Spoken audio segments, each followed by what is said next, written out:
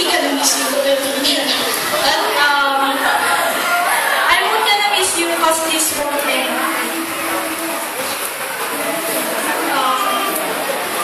Until next, to my parents out there, my ever-supporting mom, thank you for your hardship for 15 years.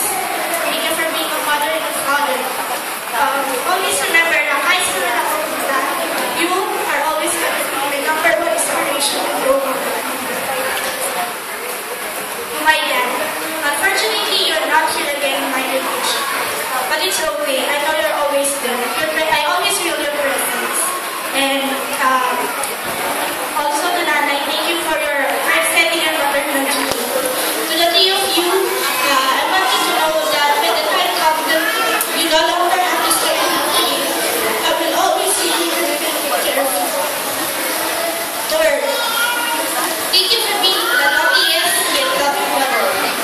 You know, you are one of my classmates, my favorite one.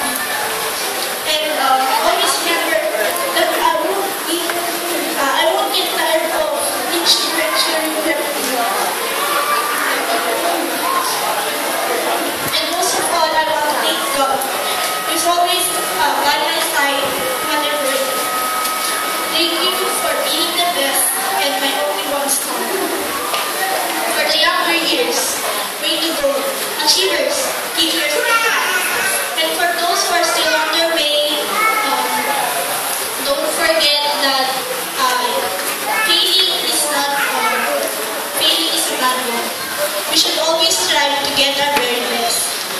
According to the law of inertia, an object at rest will remain at rest unless an unbalanced force acts.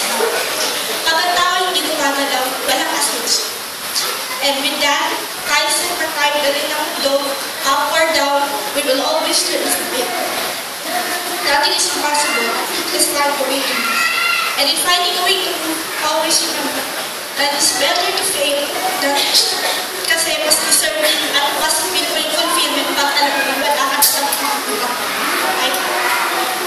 Fellow graduates, ang hindi a harder life, new challenges, pero kaya natin yan.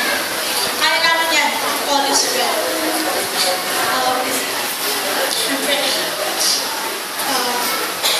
After this day, we would start to part ways and make our own in our new journey, in making our dreams come true.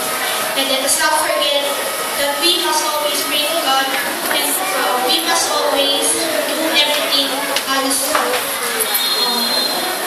Always remember that not all goodbyes are sad. Para lang yung goodbye class, lagi tayong tuwa. And this goodbye high school. Let us all together face the door to our dreams and success. May God